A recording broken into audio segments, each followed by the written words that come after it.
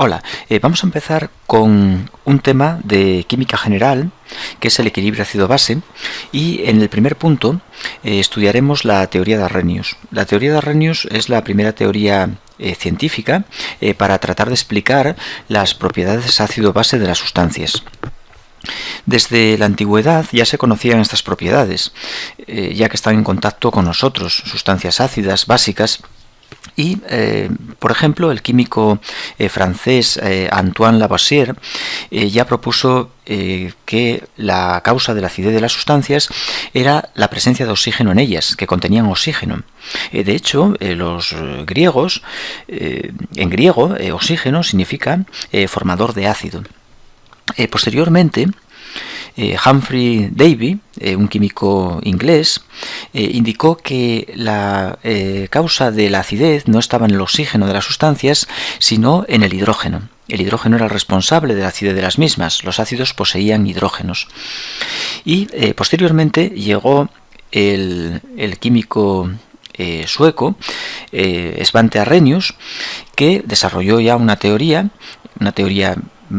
mucho más concreta para explicar la acidez y basicidad de las sustancias basada en la estequiometría. Arrhenius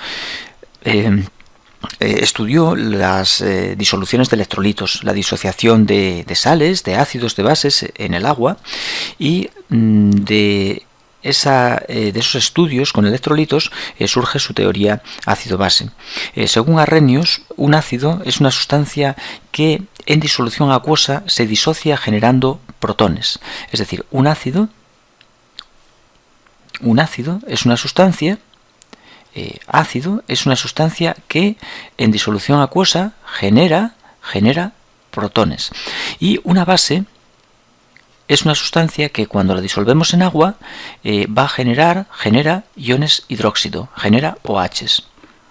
De esta manera, Arrhenius conseguía explicar la acidez y basicidad de numerosas sustancias.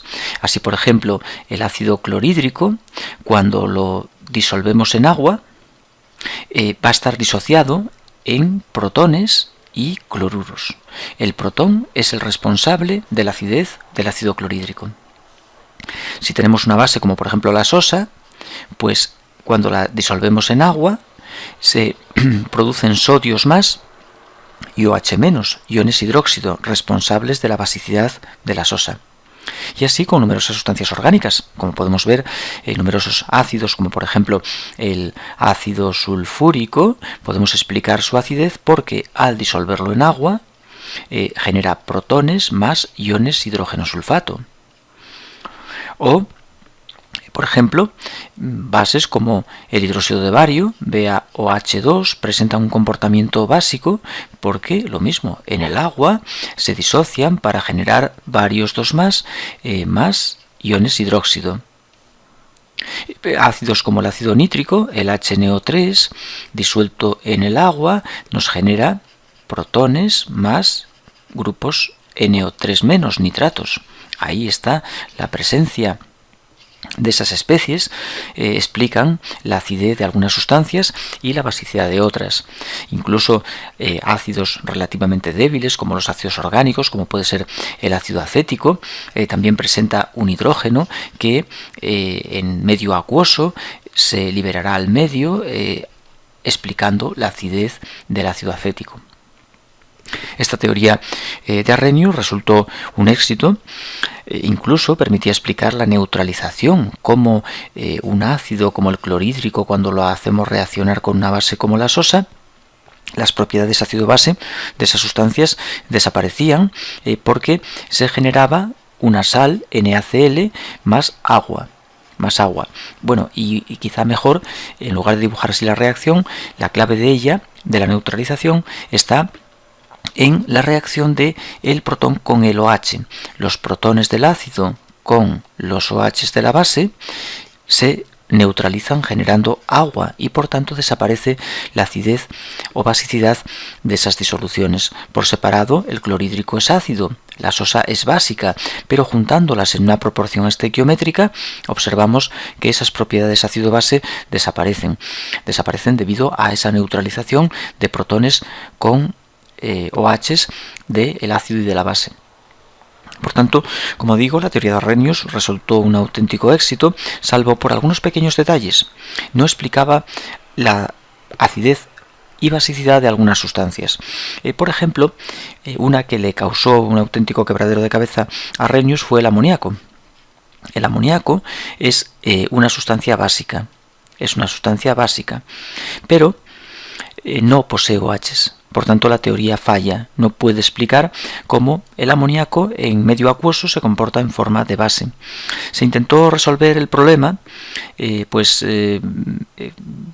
planteando la hipótesis de que el amoníaco en un medio acuoso genera un hidróxido amónico, NH4 OH-, un hidróxido amónico que se disociaría en el medio acuoso, bueno, no hace falta que ponga el más y el menos, en el medio acuoso se disociaría en amonio y OH-, y esos OH- serían los responsables de la basicidad. Sin embargo, no se observa que las disoluciones de amoníaco contengan este tipo de especie, y por tanto esa teoría en principio se viene abajo. ¿Cómo se explica la basicidad de moléculas que no poseen OHs o la acidez de moléculas que no poseen protones?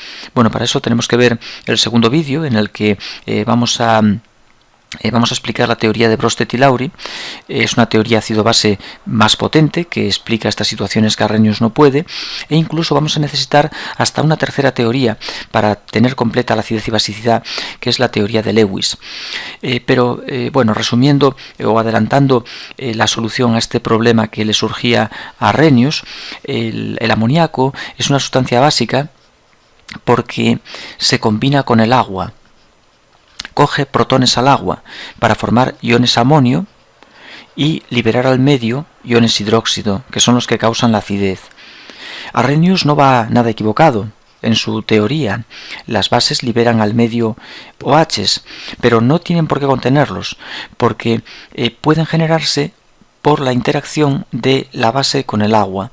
El fallo de Arrhenius fue no prestar suficiente atención al medio de reacción, al disolvente. El disolvente participa en las reacciones ácido-base. Como podemos ver, aquí el agua actúa como un ácido, dándole un protón al amoníaco. El amoníaco se convierte en un ácido a su vez. El amoníaco actúa como base, coge el protón del amoníaco y genera un ácido, el amonio, que es el ácido conjugado de esa base. Tengo la base 1, que es el amoníaco, y el ácido conjugado de esa base, que es el ácido 1. El agua da un protón al amoníaco, actúa como ácido 2, y se convierte en su base conjugada, la base 2. Esto que adelanto es la teoría de Brostedt y Lowry, que explica la acidez y basicidad de estas sustancias que carecen de protones o bien OHs y sin embargo tienen comportamiento ácido-base. Por tanto, vamos a dejar aquí esta pequeña introducción a la acidez y basicidad con la primera teoría, y muy importante porque explica con una cierta claridad por qué unas sustancias son ácidas y otras básicas. Tiene fallos que se solventan con teorías que concretan un poco más las ideas ácido-base, pero es una teoría, la primera, y una teoría muy, muy completa para explicar la acidez y basicidad.